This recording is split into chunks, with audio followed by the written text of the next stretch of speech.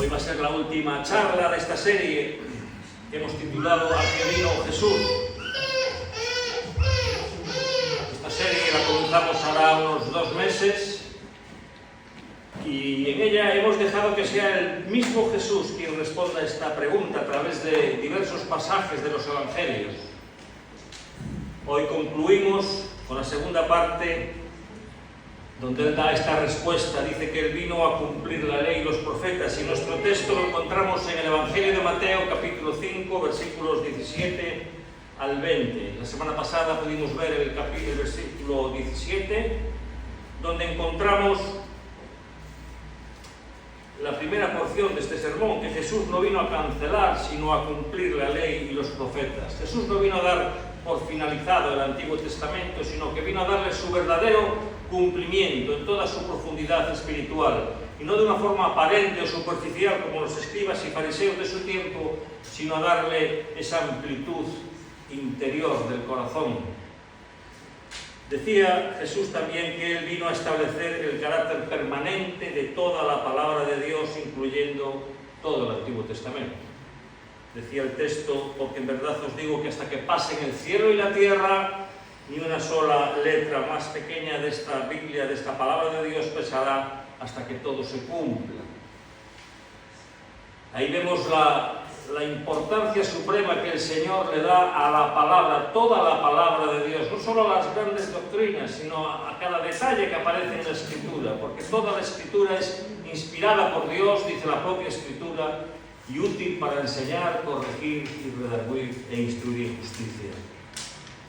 Así que, hermano, si decíamos, si tú crees en Jesús, tienes que creer en este libro, porque Jesús dio fe de que esta es la palabra de Dios y que no pasará hasta que toda esta creación que ven nuestros ojos pase. Fijaros si tiene consistencia.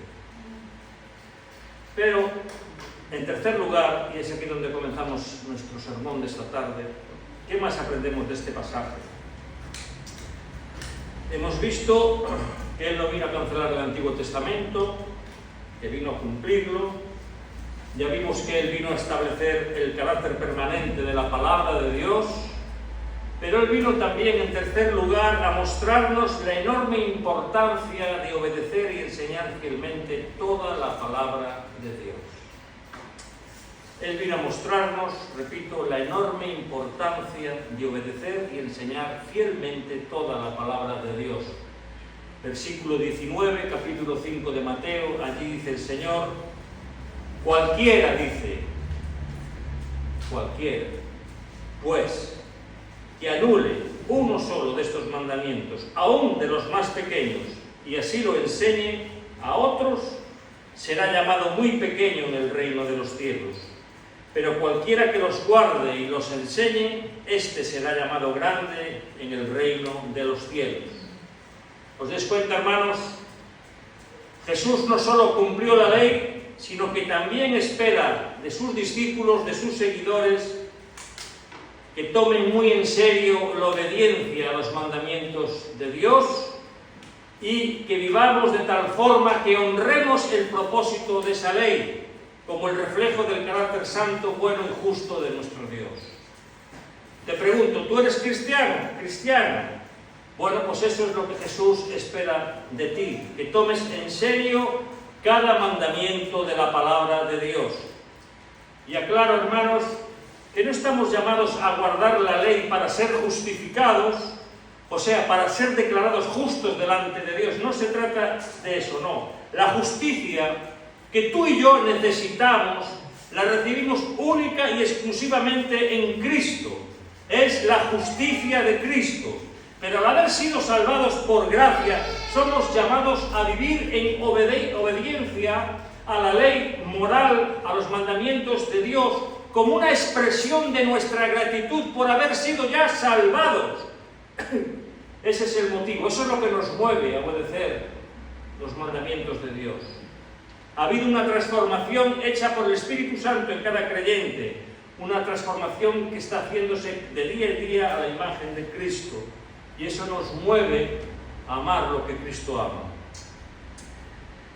Y eso es algo tan importante, hermanos. ¿Qué está diciendo Cristo aquí? Que nuestra reputación, nuestro buen nombre delante de Dios es directamente proporcional a la seriedad con la que tomamos cada uno de sus mandamientos, aún aquellos que a nuestros ojos nos parecen tan relevantes, ¿verdad? ¿Qué dice Jesús? Dice él: cualquiera pues que anule un solo de estos mandamientos, aún de los más pequeños, y así lo enseña a otros, será llamado muy pequeño en el reino de los cielos. ¿Qué es lo que significa esto, hermanos? Bueno, que en el cielo habrá grados de honor. Será glorioso estar en el cielo, ¿verdad? Pero no solamente este texto nos enseña esto, hay otros muchos textos en la Biblia que nos hablan de recompensas, que nos enseñan que en el cielo habrá grados de recompensa y grados de honor. Jesús no está hablando aquí de ser excluidos del reino, sino más bien del honor que recibiremos cada uno de nosotros en el reino. El honor en el reino, repito, será proporcional a la fidelidad en la enseñanza y la práctica de los mandamientos de Dios. Mis hermanos, la Escritura dice que Dios honra a los que le honran. Dios honra a los que le honran, hermanos. Y la evidencia de que estamos tomando a Dios en serio es que tomamos su palabra en serio, muy en serio. Ahora, dejadme aclarar algo para no crear confusión en la mente de algunas personas. Nosotros debemos de leer el Antiguo Testamento recordando que todas sus leyes y ceremonias fueron cumplidas en Cristo. Y eso es importante entenderlo. Estamos leyendo los 10 mandamientos y evidentemente nos vamos a quedar muy cortos. Y yo digo, bueno, yo tengo que tener una justicia que no es la mía, porque yo no llego a cumplir los mandamientos como hay que cumplirlos. Pero Cristo lo cumplió por mí. Su justicia perfecta me es imputada, es puesta a mi cuenta por medio de la fe cuando yo creo en Jesús. Estamos leyendo las leyes dietéticas del Antiguo Testamento. Hay personas que leen el Antiguo Testamento como si Cristo no hubiese venido, como si Cristo no hubiese cumplido esas leyes. Y cada vez que uno come, por ejemplo, jamón, pues que en el Antiguo Testamento estaba prohibido, era una ley dietética, no se podía comer nada del cerdo. Nosotros podemos comer jamón, ahora podemos comer. Cristo cumplió todas esas leyes. Ya nos rigen para nosotros. ¿Qué dice el apóstol Pablo en 1 Corintios 10:25? Dice, de todo lo que venden en la carnicería, compra y come sin motivos de conciencia, sin preguntar nada, porque del Señor es la tierra y su plenitud. Y en Marcos capítulo 7 dice que el Señor orando hizo limpios todos los alimentos. Por eso nosotros podemos comer de todo lo que queramos. Así que te puedes comer un buen jamón, si puedes pagarlo, disfrútalo, porque es un manjar. Y tengo que leer eso, los pasajes del Antiguo Testamento, estas leyes ceremoniales. Eso era en el Antiguo Testamento, ¿verdad? Cuando leemos todos esos sacrificios rituales que había que hacer en el altar, tengo que recordar que el Señor Jesús ya cumplió con todo eso, a la perfección. No tenemos que hacer penitencia para ser perdonados. Ya Cristo cumplió la ley a nuestro favor, en nuestro lugar. Hermanos, entender eso es glorioso, es glorioso. Como alguien ha dicho, nosotros no tenemos ni siquiera que tratar de impresionar a Dios, porque Jesús ya lo impresionó por nosotros. Cristo cumplió la ley. Cristo es el sacrificio perfecto que limpió todos nuestros pecados de una vez y para siempre, como dice el capítulo 10 de la carta a los Hebreos. En su muerte y en su resurrección, como vamos a celebrar en esta tarde y recordar una vez más, Él declaró completo lo que esas leyes señalaban como sombras, ¿verdad? Pero todas esas leyes siguen siendo relevantes para nosotros hoy. ¿Cómo? ¿En qué forma? Bueno, porque Cristo no vino a anular el Antiguo Testamento. Cristo no vino a cancelar el Antiguo. No es para que lo tires al cubo de la basura todo el Antiguo Testamento. Todas esas leyes continúan recordándonos de alguna forma que todos nosotros necesitamos de un mediador. un mediador que interceda por nosotros delante de un Dios que es, como cantábamos en esta tarde, santo, santo, santo. Todas esas leyes nos recuerdan, hermanos,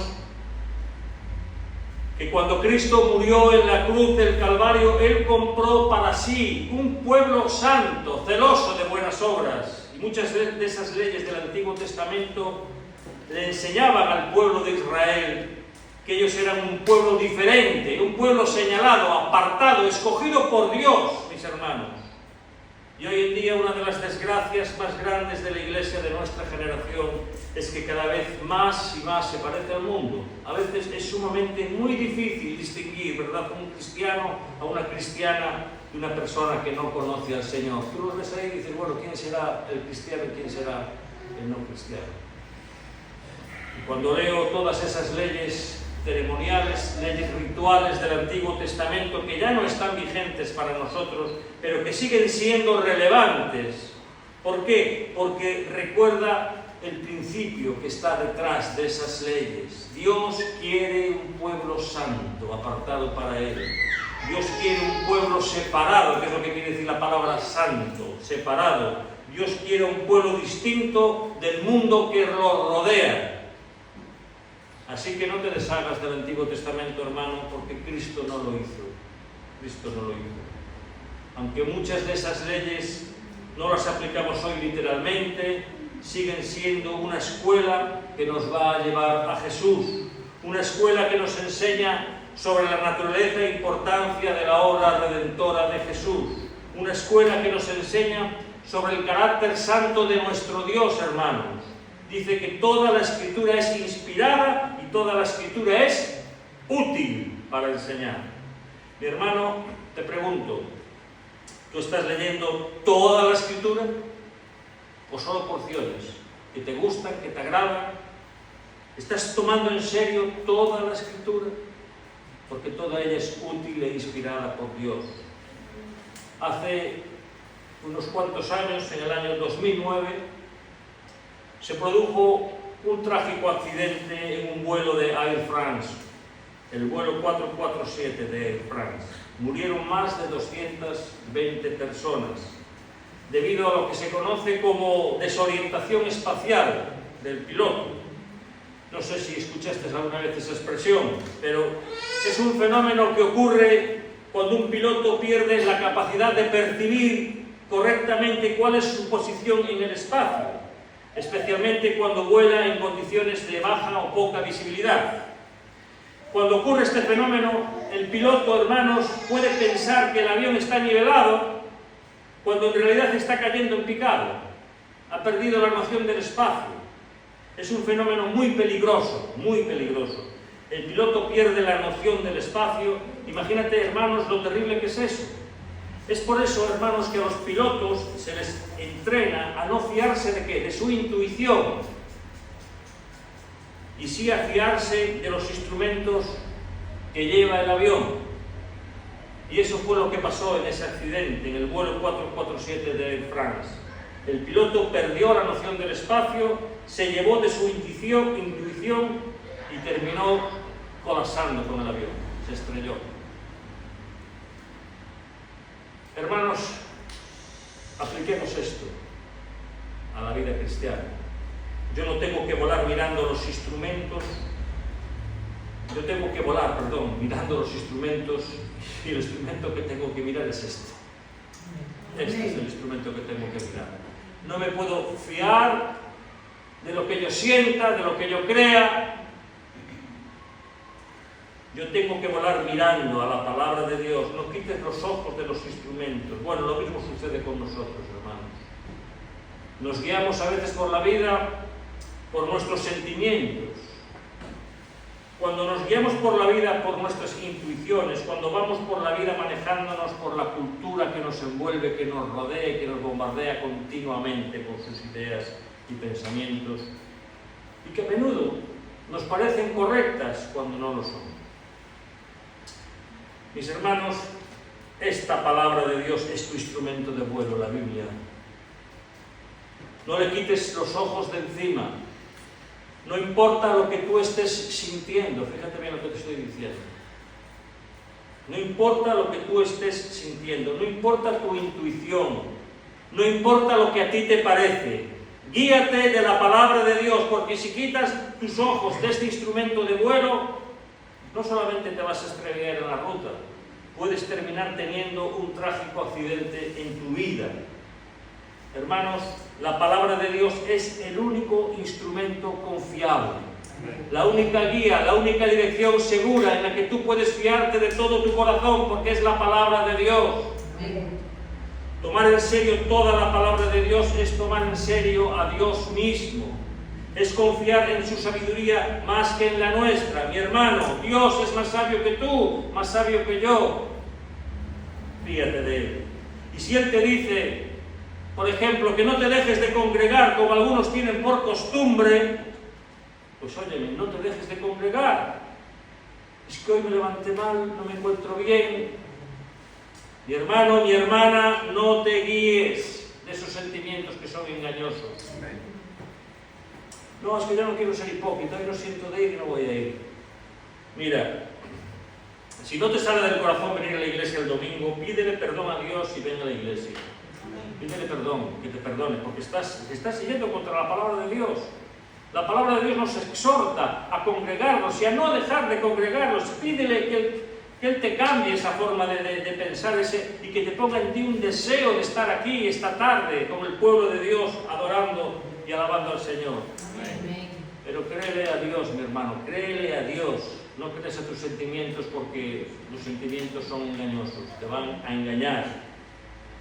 Y mira otro ejemplo, mi hermano.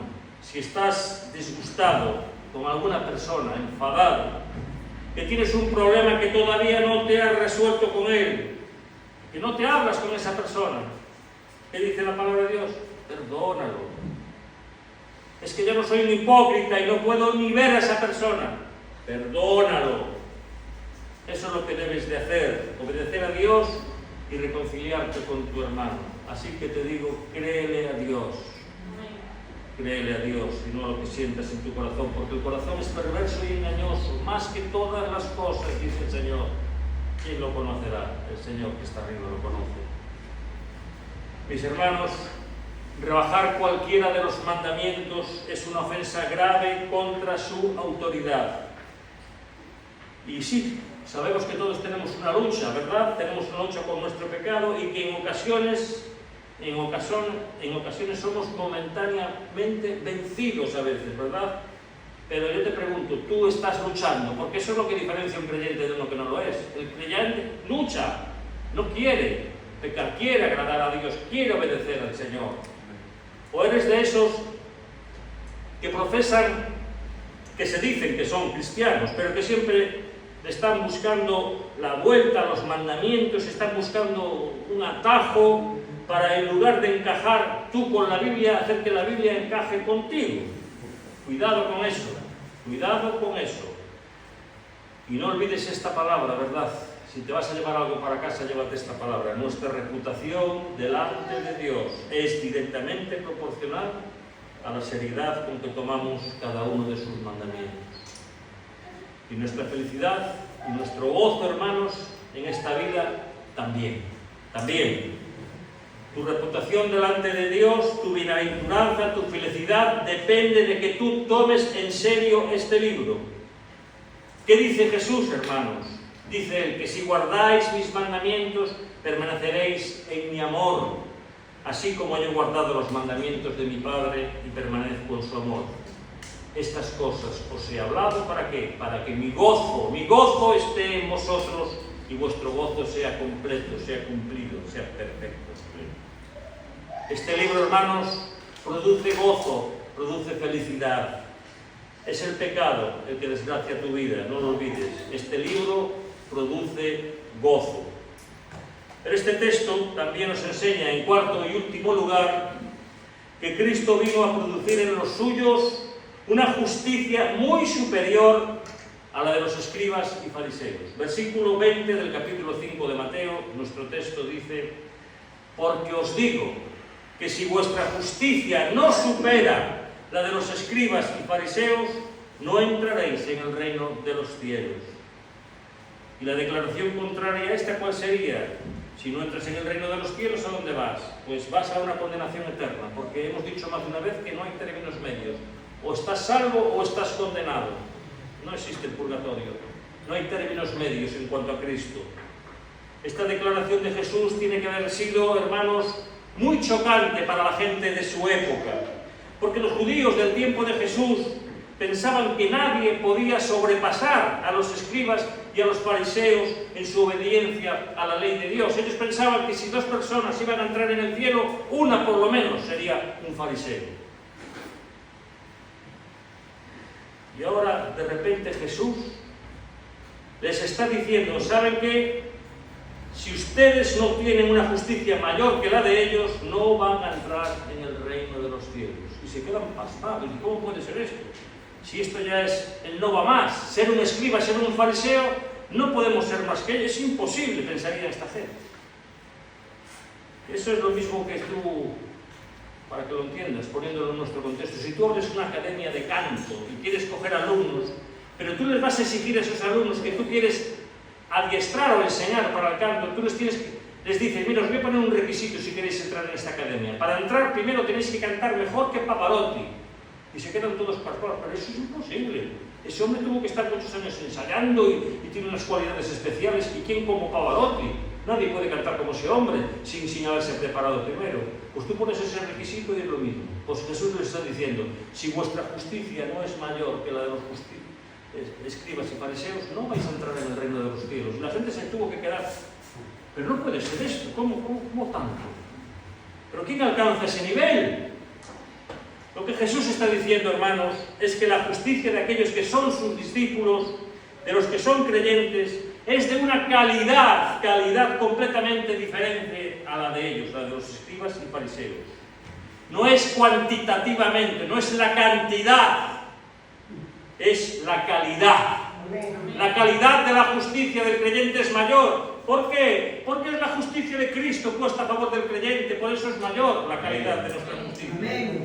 La justicia de los fariseos era externa, a ojos de los hombres hacían todas sus obras, pero Dios conocía profundamente sus corazones, era superficial, era una fachada, hermanos, basada en el cumplimiento mecánico de las reglas de las tradiciones humanas, hechas para ser vistos de los hombres.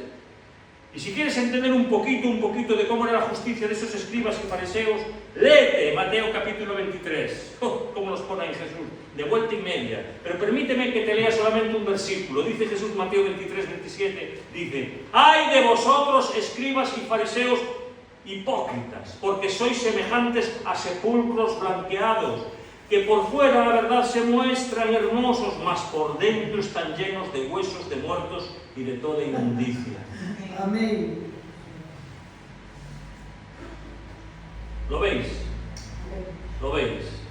Era una obediencia superficial, externa, hecha para ser vista de los hombres, para recibir el agrado y el aplauso de los hombres. No lo hacían a los ojos de Dios. Dios conocía sus corazones corrompidos por el pecado. Pero la justicia que Cristo produce en el creyente, hermanos, a través de la obra regeneradora de su Espíritu, cuando nos da nueva vida, es una obediencia que nace de lo más profundo del corazón, hermanos. No es perfecta, no, pero es sincera a los ojos de Dios. No se limita a una mera conformidad externa, como la de los fariseos, a la forma en que ellos se adaptaban, ¿verdad? Sino que fluye, hermanos, de un amor genuino hacia Dios, hacia el prójimo y hacia su palabra. De ahí fluye, hermanos. De ahí fluye. Es una obediencia interna del corazón que fluye nuestra gratitud, que fluye de un amor genuino por Dios, por el prójimo y por su palabra, hermanos. Esta justicia supera con creces a la de los escribas y los fariseos. Es mayor porque no es el resultado de nuestro esfuerzo personal, es la evidencia de la nueva vida que tenemos ahora en Cristo por el poder del Espíritu Santo obrando en nosotros, hermanos. Es por lo que Dios prometió en el Antiguo Testamento con respecto al Nuevo Pacto. ¿Qué es eso del Nuevo Pacto? Dios prometió en el Antiguo Testamento que los creyentes de este nuevo tiempo, de este Nuevo Testamento, de este Nuevo Pacto, Él haría una obra en ellos para que pudiesen guardar y cumplir los mandamientos de una forma agradable a Él. Dice el Señor en Jeremías 31:33, daré mi ley en su mente, ya no en tablas de piedra, y la escribiré ¿en dónde? En su corazón. Y yo seré a ellos por Dios, ellos me serán por pueblo. Esa ley que estaba escrita en tablas de piedra, recordáis a Moisés con las 2 tablas de piedra, ¿verdad? Ahora dice el Señor, no os preocupéis, ahora la voy a escribir en la tabla de vuestros corazones. ¿Y cómo es que Dios va a hacer eso? ¿Cómo Dios va a hacer semejante obra? Ezequiel 36 responde esa pregunta, dice, ¿os daré qué? Os daré corazón nuevo. Y pondré espíritu nuevo dentro de vosotros. Y quitaré de vuestra carne ese corazón de piedra y os daré un corazón de carne. Amén. Y pondré dentro de vosotros también a mi espíritu. Y haré que andéis en mis estatutos y guardéis mis preceptos y los pongáis por obra. Amén. Esa es la promesa que se cumple ahora en el nuevo pacto. Los creyentes somos templo, somos morada del Espíritu Santo. Dios ha hecho morar al Espíritu Santo en el creyente.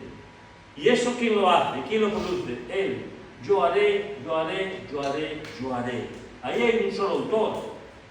Él está obrando en el creyente y realizando esta obra. Nadie entrará en el reino de los cielos sin ese corazón nuevo.